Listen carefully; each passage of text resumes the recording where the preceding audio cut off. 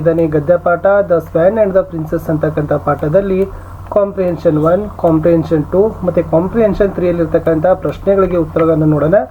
ಈ ಹಿಂದಿನ ಪಾಠದ ಪ್ರಶ್ನೋತ್ತರ ನೋಡದೇ ಇದ್ದರೆ ವಿಡಿಯೋದ ಡಿಸ್ಕ್ರಿಪ್ಷನ್ ಬಾಕ್ಸ್ನಲ್ಲಿ 8th English summary and question answer ಅಂತಾನೆ ಒಂದು ಪ್ಲೇಲಿಸ್ಟ್ ಲಿಂಕ್ ಇದೆ, ಅದನ್ನು ಒತ್ತಿ ನೋಡಿ ಅಂತ ಹೇಳ್ತಾ 8ನೇ ತರಗತಿಯಲ್ಲಿ ಎಲ್ಲ ವಿಷಯಗಳಲ್ಲಿನೂ ಕೂಡ ನಾವು ಕ್ವಶನ್ ಆನ್ಸರ್ಗಳನ್ನು ನಿಮ್ಮ FA SA ಎಕ್ಸಾಮ್ನ ಪ್ರಶ್ನೆ ಪತ್ರಿಕೆ ಮತ್ತು ಕೀ ಉತ್ತರಗಳನ್ನ ಸಹಿತನೂ ಕೂಡ ಪೋಸ್ಟ್ ಮಾಡ್ತಾ ಇದ್ದೀವಿ. ಅವುಗಳ ಪ್ಲೇಲಿಸ್ಟ್ ಲಿಂಕನ್ನು ವಿಡಿಯೋದ ಡಿಸ್ಕ್ರಿಪ್ಷನ್ ಬಾಕ್ಸ್ನಲ್ಲಿ ನಾನು ನಿಮಗೆ ಕೊಟ್ಟಿದ್ದೀನಿ.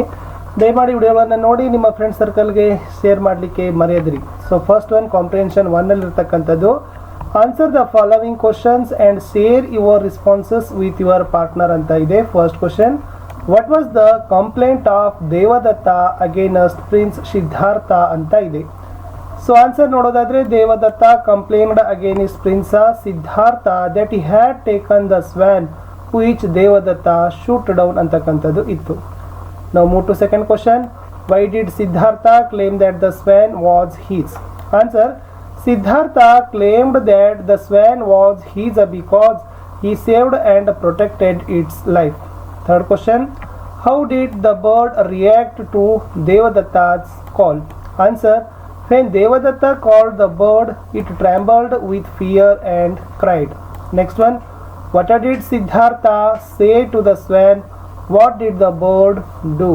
Answer, Siddhartha said, dear swan, don't be afraid. He had come to eat and it can go and sit on his arms. The swan at once flew onto Siddhartha's arms. Move to fifth question, what made Devadatta and Siddhartha approach the king? Answer, Devadatta and Siddhartha both wanted the swan. They are unable to decide, so they approached the king. Sixth one, how did each of them defend their actions? Answer, Devadatta claimed that he had shoot the bird so it belonged to him, and Siddhartha claimed it because he was saved and protected its life. So C1 ಅಲ್ಲಿರ್ತಕ್ಕಂಥ last question ಇತ್ತು, how did the chief minister resolve the dispute in the end? Answer, the chief minister thought a plan to resolve the dispute. He told Siddhartha to keep the swan on the stool. He directed Devadatta to call the bird. When Devadatta called the swan, the bird trembled and cried with fear. Then Devadatta came back. Next, Siddhartha called the bird lovingly.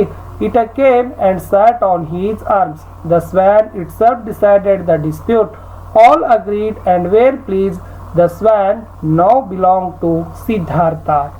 ಇನ್ನು C2ಗೆ ಹೋಗೋಣ. C2ದಲ್ಲಿರ್ತಕ್ಕ ಒಂದಿಷ್ಟು ಪ್ರಶ್ನೆಗಳಿತ್ತು. ಏನಿದೆ ಅಂತಂದರೆ S, put the following events in the order in which they occur in the play and write them in a paragraph ಅಂತ ಇದೆ. So ಫಸ್ಟಿಗೆ ಅವ್ರು 6 ಏನು ಕೊಟ್ಟಿದ್ದಾರೆ ಸೆಂಟೆನ್ಸ್ ಇದ್ದಾವೆ, ಅವುಗಳನ್ನು ನಾನು ಏನು ಮಾಡಿದ್ದೀನಿ ಕರೆಕ್ಟಾಗಿ ಆರ್ಡರಲ್ಲಿ ಅರೇಂಜ್ ಮಾಡಿ ಪ್ಯಾರಾಗ್ರಾಫಲ್ಲಿ ಆನ್ಸರ್ಸನ್ನು ಇಲ್ಲಿ ಕೆಳಗಡೆ ಕೊಟ್ಟಿದ್ದೀನಿ. ಸೊ ಫಸ್ಟ್ ಏನು ವಾಕ್ಯಗಳಿತ್ತಂದರೆ, the swan flew on to Siddhartha's arms, Devadatta appeal to the king for justice, Siddhartha notes the bird with a great care, Devadatta called the swan to him. Siddhartha called the swan lovingly. Devadatta shoot an arrow at the bird ಅಂತಕ್ಕಂಥದ್ದು ಇತ್ತು. Answer ನೋಡೋದಾದ್ರೆ Devadatta shoot an arrow at the bird. Siddhartha notes the bird with a great care.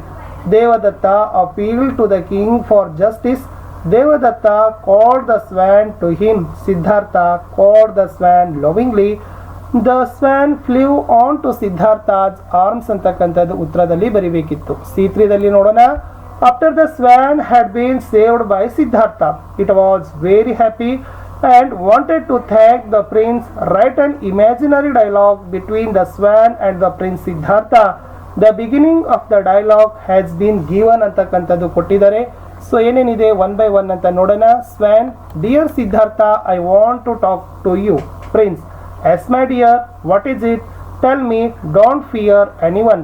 Swan, dear prince, it is only because of your kindness I am still alive today.